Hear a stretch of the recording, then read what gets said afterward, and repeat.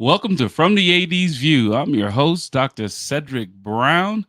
On today's show, we have a very special guest, Mr. Rylee Hernandez. Coach Hernandez is a former head men's basketball coach at Williston State College, and he's currently the head men's basketball coach at Seward County Community College in Kansas. Let's bring on Coach Hernandez. Dr. Brown, thanks for having me. Hey, Rylee, how are you? I'm doing great. Just getting back from the Final Four and getting locked in here, being able to start getting this recruiting process fully off the ground now. Absolutely. Speaking of recruiting, Rylee, what's the JUCO recruiting process like in a few words? Oh man, wide ranging, wild, man. There's just a lot of options. Okay. The Kansas Jayhawk Community College Conference. What about it, man? Man, deep, special, historic. There's so many ways to describe it, but beautiful is probably number one. Absolutely. And then finally, Coach, what about the state of college basketball right now? How special is that? Yeah, it's ever changing. I think it's pro student and pro student athlete, and it's really a big adaptation right now in our world. Absolutely. These topics and more on From the AD's View. Let's get it.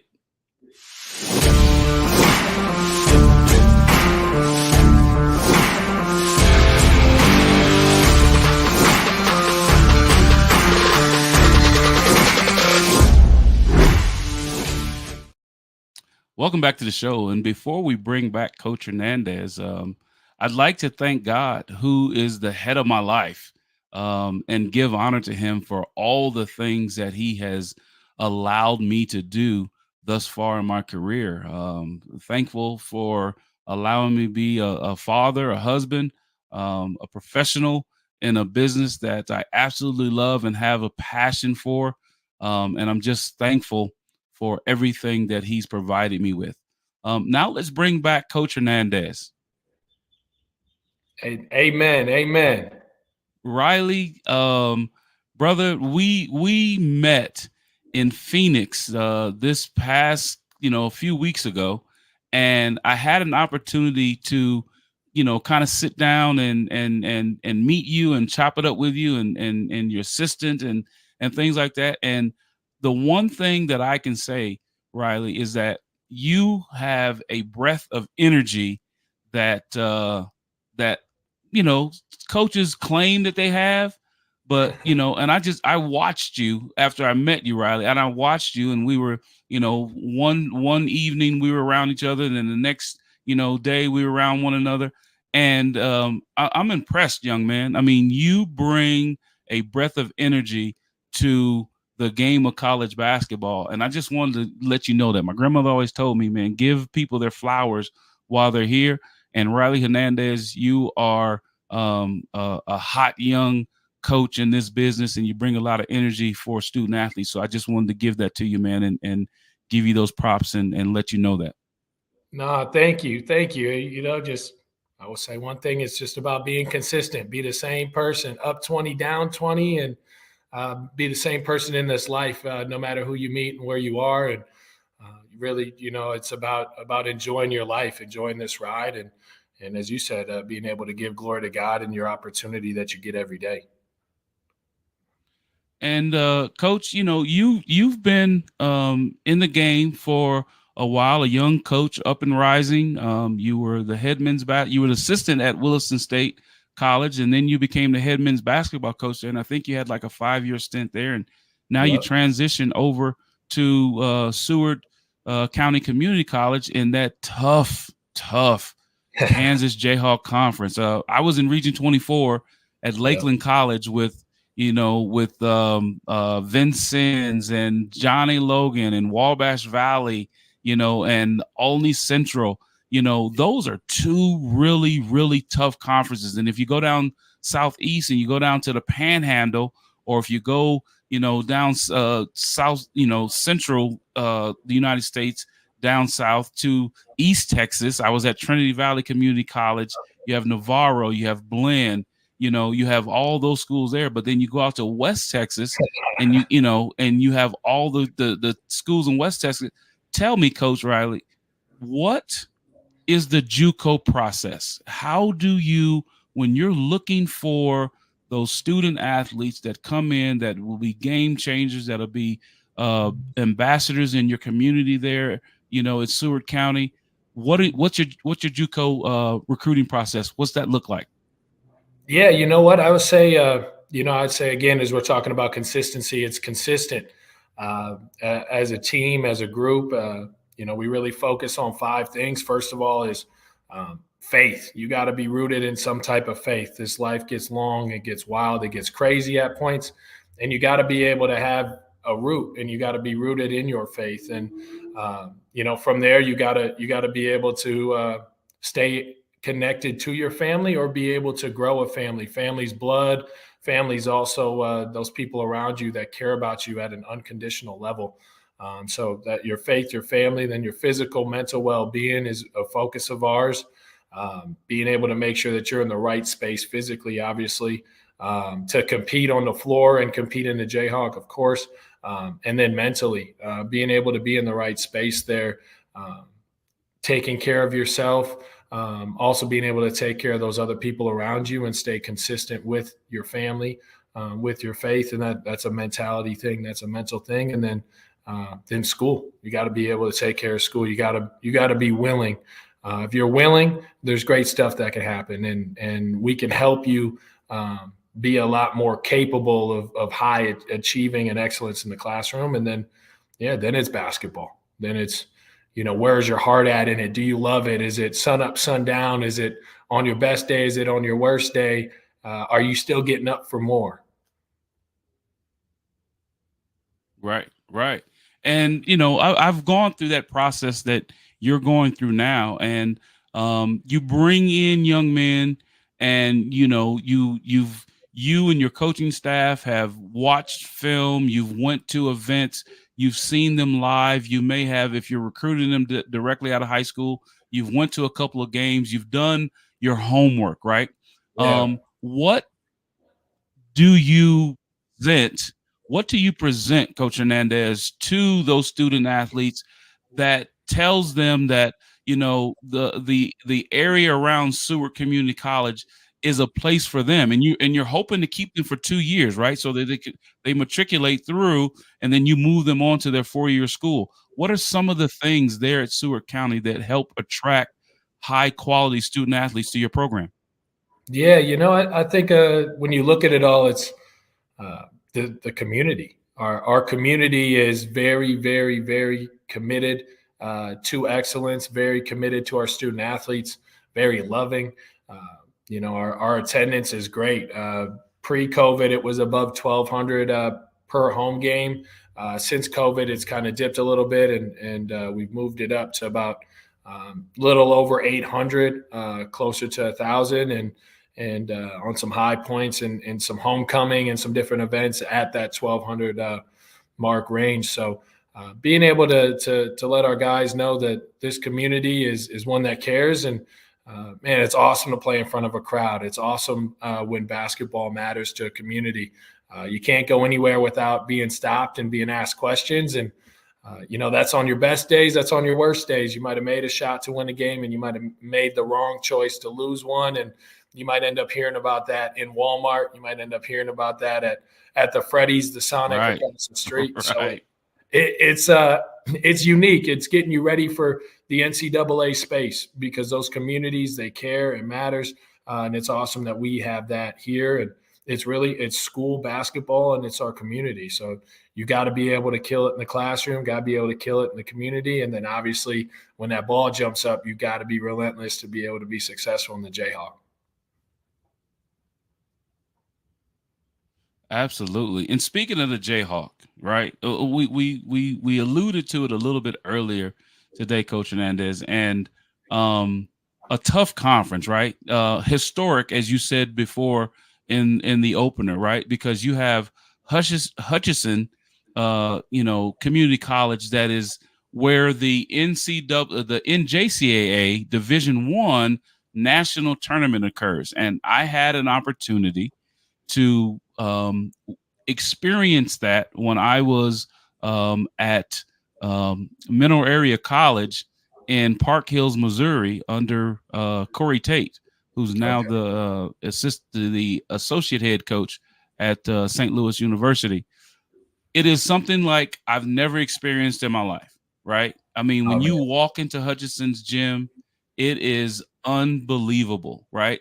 And you get to play in that gym at least once a season, right? And if you are blessed and fortunate to take your team out of your region and your district, then you get to play there for a national tournament. What's it like? What's that like, Coach? What is that Jayhawk conference like, night in, night out?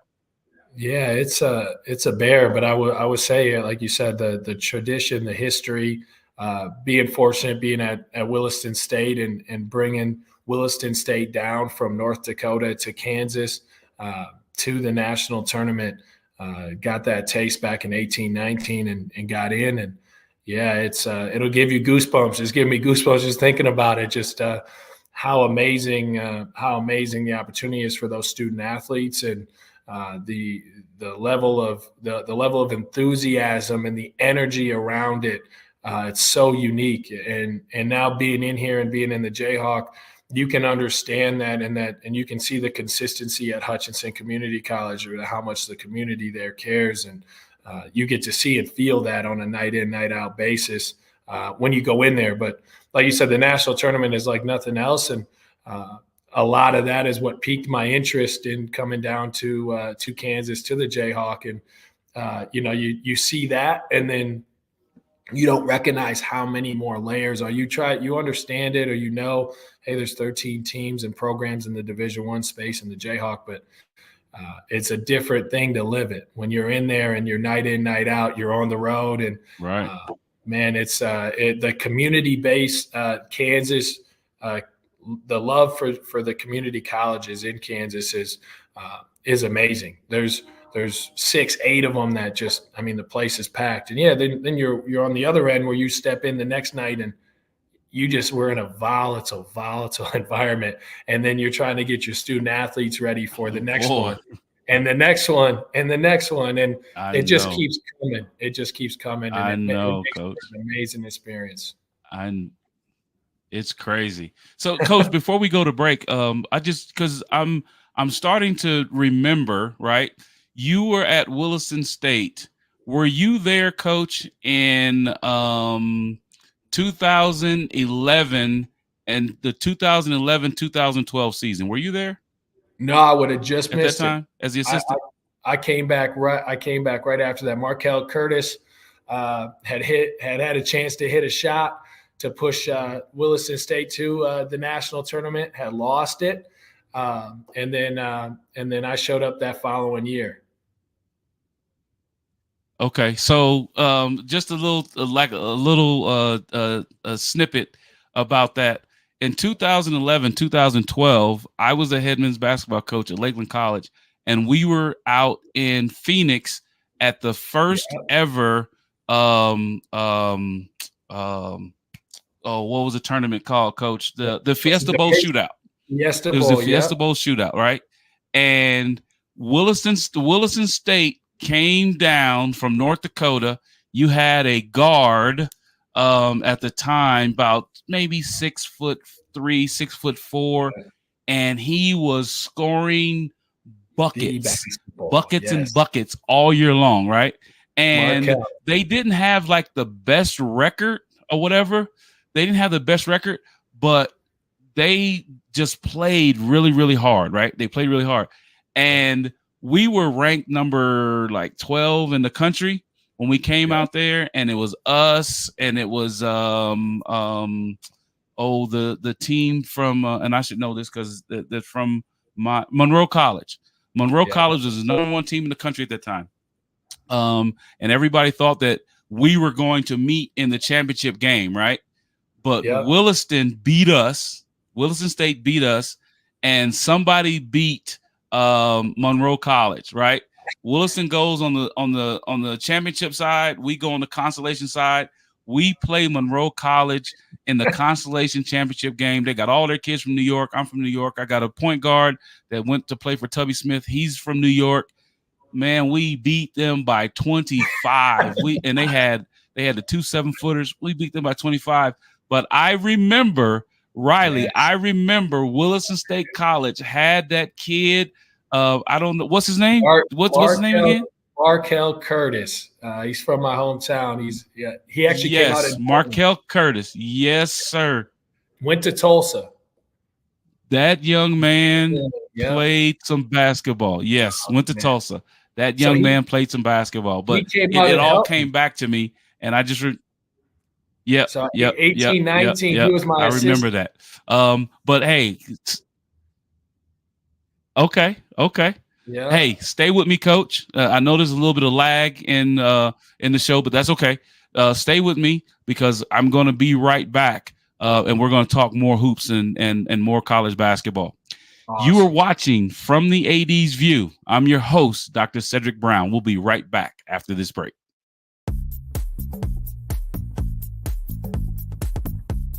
Renting is everything.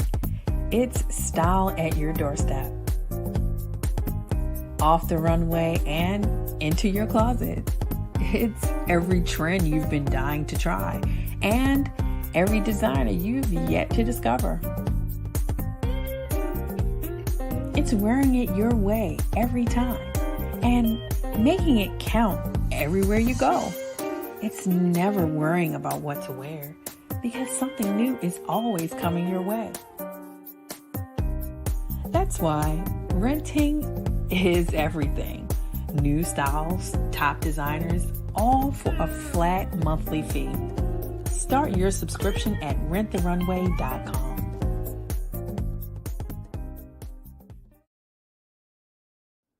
Slow roasted over hickory fire and pulled by hand. This is the way pit pork has always been done. Pulled pork lovers, rejoice.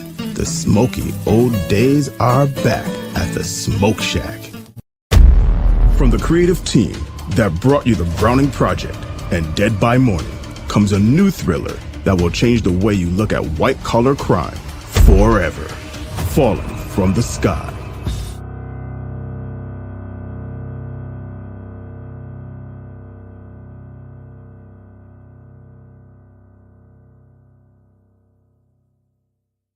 Water. It's everywhere. We drink it, we bathe with it, we cook with it. Coffee's made with water. Toilets won't flush without it. It's used for washing clothes, dishes, utensils, pots, pans, floors, and our teeth. Plants and crops need water. Animals drink it, and fish need it too. And don't forget, we can have a lot of fun in the water. Water. What would we do without it?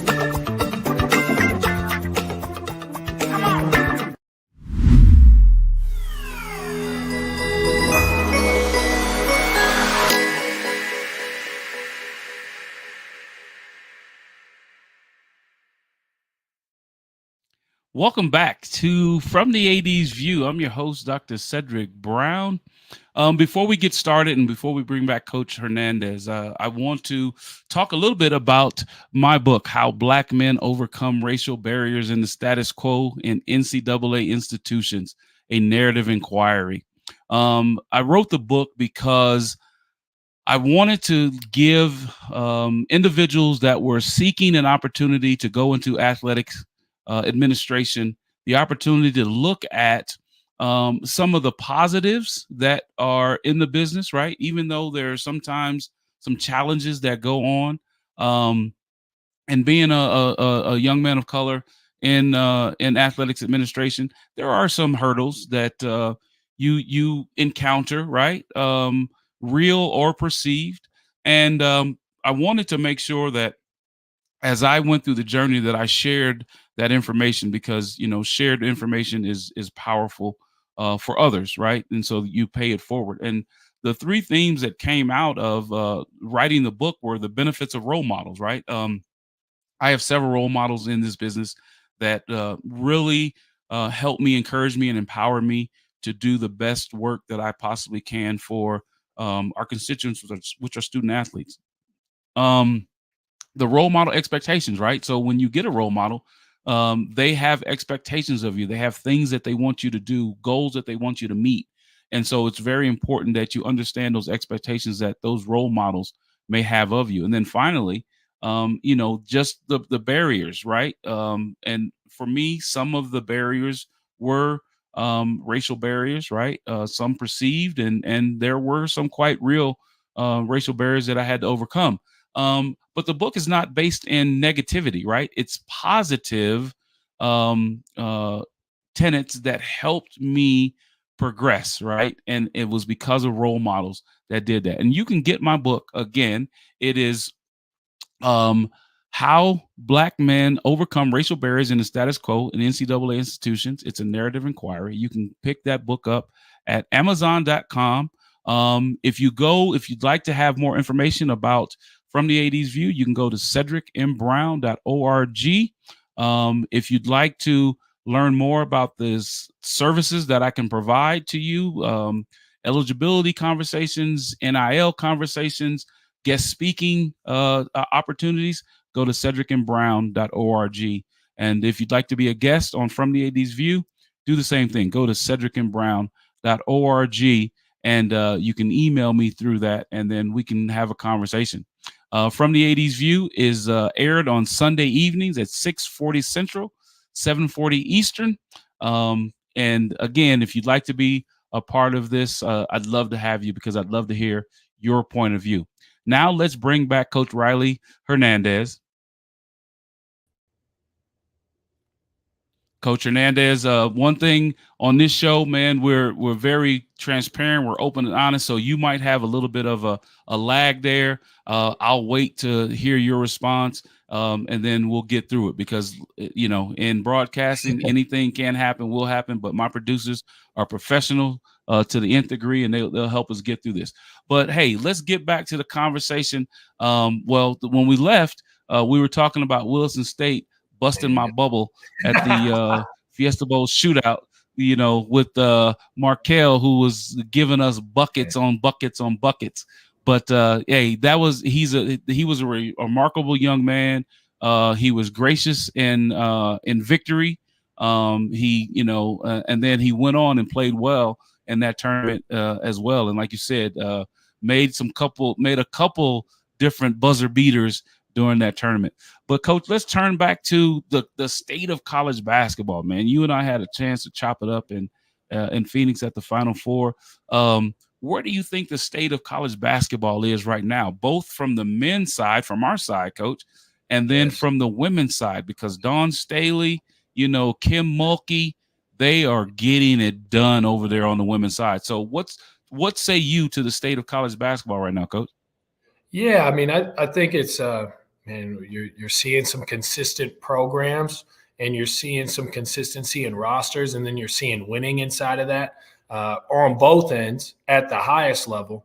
And then you kind of see everybody else just trying to figure it out right now. With NIL coming in and the transfer rules changing on the men's side, I'm not quite sure you could see the historic runs that you're seeing with students staying put and creating a long-term legacy at their institution like they are on the women's side.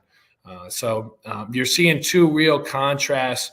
I think the women's brand is as great as it's ever been. And on absolutely entertainment, there's so many stories that are being able to develop because of the consistency in some of those rosters.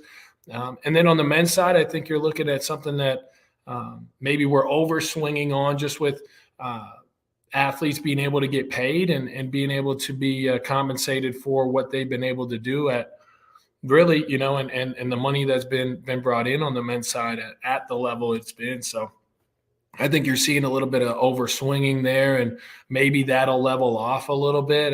But right now, the men's side seems a lot more like international professional play, and you could probably include junior college in that, and the levels, and being able to kind of grow up from there. Absolutely, because as junior college head coaches and assistant coaches, we do also recruit young men from overseas, right? Internationally. Yes. I've had the pleasure of coaching young men from Africa, from Croatia, from Serbia, from Russia, from different parts of the world, and bringing them over here. And the best part about it, Coach Hernandez, is that I was able, my staff was able, you were able, your staff is able to impact their lives positively, right? If there's an opportunity for them to get jobs here after they graduate from you, and then go to the 4-year and then graduate there, and they can remain in the United States, most of those young people take the funds that they make from jobs here and they send those funds back home, and it makes and enriches the lives of their family. So, the Seward County community colleges, the Lakeland colleges, the Vincennes universities, they impact lives on such a global plane that it's, something that, we don't even think about. And let me ask you something else, Coach. What are some of the myths that you had to overcome with community college academics, community college athletics? What are some of those myths that you had to overcome to make individuals, families, and potential student athletes see that coming to a 2-year school is not a bad thing coming out of high school? Oh man, yeah, that's that's a conversation that we run to, we don't run from. And you end up in a situation where a student athlete has some negative stigmas or thoughts about what junior college is, and same thing on their family side. And being able to get down, sit in their space, and be in front of them and let them know, I myself was a junior college student athlete, and the changes that went on in my life for that, and being able to let people know how little it has to do with academics. And I think now more than ever that's showing through with the ability for people to move up and around in the Division I, the Division II space, and people understanding and starting to try to understand what junior college can do. Junior college is a real jump off point, like you said, globally, for student athletes to go anywhere in the country. You could go at any level in the country from junior college, and that includes Ivy League, that includes Patriot League. And so being able to tell that story, being able to shed light on that has been a really, really important thing.